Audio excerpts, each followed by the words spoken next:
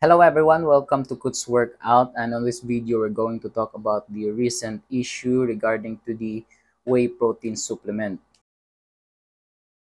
So apparently this issue has been going on for days, no? Hindi lang sinabi ng mga ka-gym bros ko, hindi ko malalaman na may issue pa ng ganito sa whey protein. So apparently nung March 26, 2024 may nilabas na lab test showing that there are whey protein products that are being falsely labeled in the grams of protein. So may ibang mga packaging na nag-declare ng mataas na level ng protein, and yet the protein inside the product itself has much lower grams. So ngayon, it's quite painful for the consumers of this kind of product, whey protein, because whey protein product is being consumed in majority by those people who are into fitness. And when we say they are into fitness, they work out, they exercise, they go to the gym, and they want that extra gram of protein in their body to build muscle to have their dream physique.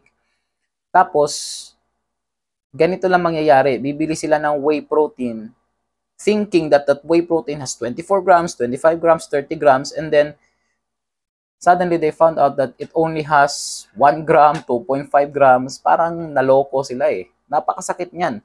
And syempre, mahal yung whey protein. The price range from 800 pesos to 10,000 pesos depending on the brand na bibilhin mo. So ngayon, sa mga newbies, yung mga newbies ang binabantayan ko eh. Kasi mostly sa mga newbies, pinaliniwalaan nila yung mga nasa social media. Lalo na kung ma-influensya yung mga studies na nangyayari. So ngayon, itong mga newbies, nagsasabi na sila na I won't trust whey protein anymore. Hindi na ako bibili ng whey protein kasi sayang lang sa pera. Of course naman may point naman sila, sayang sa pera pag binili mo lang ng whey protein tapos yun, maliit lang yung protein content, mas mabuti pang bumili ka na lang ng 2 tray ng itlog, tapos kumain ka na lang ng saktong protein, maghanap ka ng mga protein sources dyan, pwede naman. Pero as a newbie, you need a convenient tool. You need a convenient tool na pwede mong magamit para mas mabilis yung progress mo. So whey protein is one of the tools that we use in order for us to gain more protein. It's convenient and it's satisfying satisfying sa lasa, di ba? Madali lang, shake mo lang, may 24 grams ng protein ka na. Pero 24 grams ba talaga?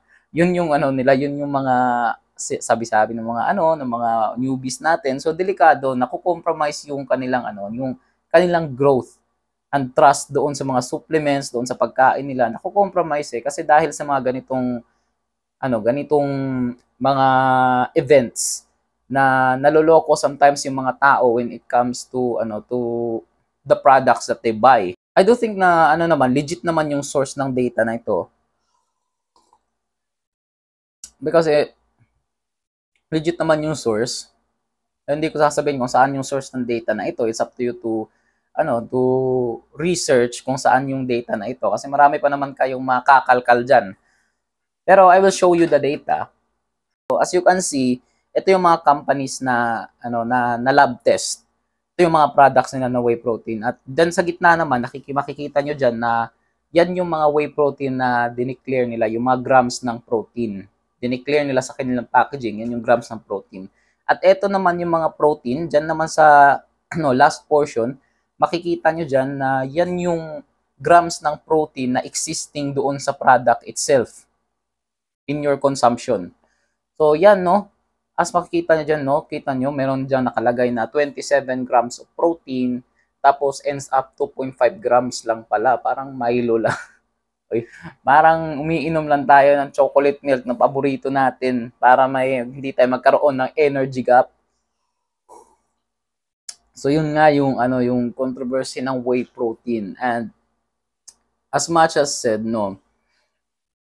yung ganitong mga controversy na nangyayari, lalo na yung mga lab tests, tapos lumabas na ganito, and then that product has been bought by the newbies at the gym, parang sa first try mo pa lang, na-disappoint ka na, hindi ka na magta-try ulit. So, yun yung mangyayari eh. Magkakaroon silang ng stigma na, hindi na ako bibili ng whey protein kasi baka scam yan, ganun ba? So nagko-compromise yung ano nila, yung fitness progress nila ng mga newbies natin kasi imbis na magkakaroon sila ng tool na convenient para sa kanila, tool na makakapagpa-boost ng kanilang progress sa gym, nag-ano na sila na parang hihina yung progress nila kasi magkakaroon ng one less tool on the toolbox nila dahil sa ganitong klase ng mga pangyayari. So, yun nga kasi nga yung whey protein parang ating ano na to, yung treasure na to ng mga fitness people, no? Mga fitness people natin diyan. Mga people natin na nasa gym, mga gym rats natin. So, whey protein is our treasure at basta na lang ginaganon ng mga tao yung whey protein kasi nga lumalaki na yung fitness industry dito sa Pilipinas, marami ng people na into fitness. Kasabay nito, marami ring mga company na nagsisulputan na gumagawa ng whey protein at alam naman natin na Pilipinas tayo. At pag nandito tayo sa Pilipinas, malamang sa malamang meron talagang lalabas na tinatawag nating boy pikoy. No? Mga boy pikoy. Yung mga sasabay sila sa uso, tapos maglalagay sila ng mga ganitong klaseng mga products, tapos declaring na the same product yun sa iba, the same lang yung content, pero ibang company sila. Tapos pagdating ng panahon, yun palang product nila is fake, false products. So, painful talaga siya sa mga consumer, no? So, I suggest sa mga newbies, ilagay nyo to sa utak nyo.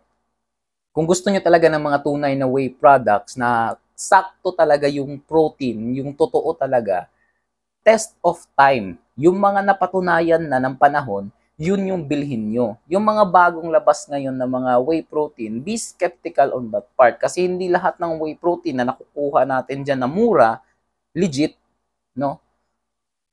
Siyempre, I've been a fan of whey protein. I'm a fan of whey protein. Bumibili ako ng whey protein I want that extra gram of protein in my body. And suddenly, itong balita na ito, it suddenly comes out and parang iba sa feeling. Parang medyo nababastos yung yung lifestyle natin. Kasi we want that nutrients, we want that protein, we want to have our balanced diet, and then some people just put some false labeling there and making us expect that we are getting that grams of protein into our nutrition. Parang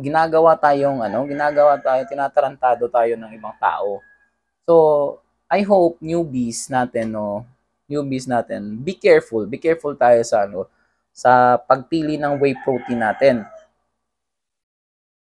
Piliin natin yung tested na ng time at make sure na yung mga tao na nagsasalita doon are all mga legit na mga tao. Hindi yung mga nakikita nyo lang sa TikTok. Kasi yung mga yung mga newbies namin sa gym, kakabili pa lang nila ng protein na ganito. Kakabili pa lang nila, bagong-bago pa lang sila sa fitness world. Kakabili pa lang nila ng protein. Tapos yun nga, yung nabili nilang protein, yun yung may problema. 27 grams tapos 2.5 grams lang. Sabi ng isang newbie doon, sayang yung 600 pesos ko, coach. Sayang yung 600 pesos ko. Tapos estudyante pa yun nanghingi siya sa mama niya para ibili ng protein. Kasi gusto niya nagkaroon na siya ng passion sa gym. Tapos yun lang, para betrayal of trust So, yun nga, sinabihan ko sila na dapat doon na kayo sa mga legit na mga branded na name. Kahit mahal, pag-ipunan nyo. Kasi kung dyan lang kayo bibili sa mga medyo mura, meron talaga mga boy pikoy dyan. So yun lang, no?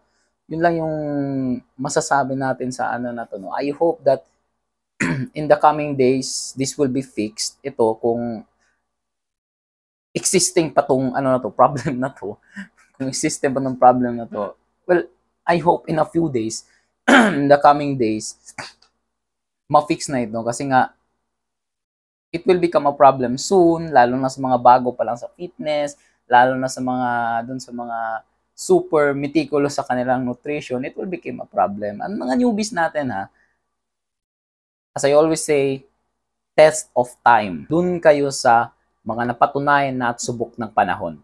Pero, newbies, reminder lang, in the end of time, it's just a supplement.